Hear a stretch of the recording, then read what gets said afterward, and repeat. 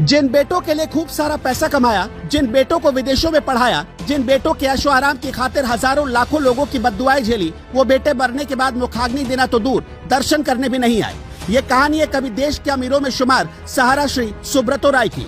जब सुब्रतो राय बीमार पड़े तो ना तो उनकी पत्नी उनके साथ थी, नहीं उनके बेटे। उनके लाचार होने पर कोई उनका सहारा नहीं बना, बल्कि पत्नी और बेटे दूसरे देश की नागरिकता लेकर आराम से अपनी जिंदगी काट रहे थे।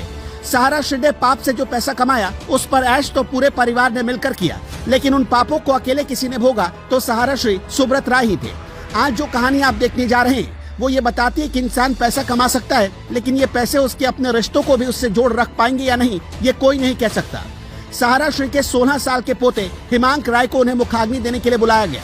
हिमांक इंग्लैंड में पढ़ाई कर रहे थे, वहाँ से आए। पोता विदेश में रहता है, उनके पोते ने उन्हें मुखाग्नि दी।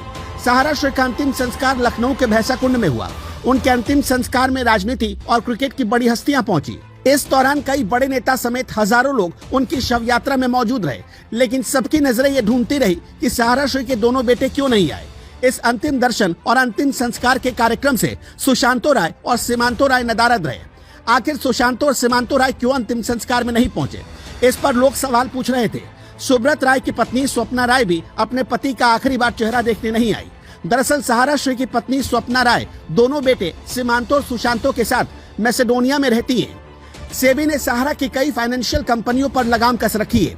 ऐसे में उनके बेटों पर भी सेबी की टेढ़ी नजर है, जिसके डर से ये दोनों भारत नहीं आए, क्योंकि इन्हें ऐसा लग रहा था कि ये भारत आएंगे तो गिरफ्तार कर लिए जाएंगे। फिलहाल सुब्रत के दोनों ही बेटों के पास मैसेडोनिया की नागरिकता है। इसी वजह से सुब्रत राय के पोते हिमांक को लंदन से मुखाग्नि के लिए बुलाया गया। हिमांक राय सुब्रत के छोटे बेटे शिवांतो के बड़े बेटे हैं और लंदन में पढ़ाई कर रहे हैं। भारत आने के बाद हिमांक राय सबसे पहले कोकिलाबेन अस्पताल पहुंचे। इसके बाद अपनी दादी स्वप्ना राय कजिन प्रियंका सरकार के साथ लखनऊ पहुंचे। सहारा श्री को श्रद्धांजलि देने लखनऊ के डिप्टी सीएम ब्रजेश पाठक, पूर्व सीएम और समाजवादी पार्टी के प्रमुख अखिलेश यादव भी पहुंचे थे। सुब्रत राय पिछले कई दिनों से बीमार चल रहे थे।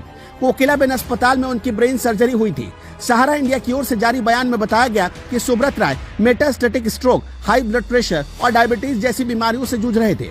इसके बाद कार्डियो रेस्पिरेटरी अरेस्ट के कारण 14 नवंबर को उनकी तबीयत बिगड़ी। उन्हें मुंबई के कोकिलाबेन धीरूभाई अंबानी हॉस्पिटल में एडमिट किया गया, लेकिन उनकी जान नहीं बच पाई। सुब्रत राय के परिवार में अब उनकी पत्नी स्वप्ना राय, 2 बेटे सुशांतो राय और सीमांतो राय हैं, जो सहारा ग्रुप से ही जुड़े हैं। खैर, सहारा श्री ने बहुत नाम कमाया, बुरे वक्त में बहुत लोगों की मदद की, लेकिन जब उनका बुरा वक्त आया तो सबने उनका साथ छोड़ दिया।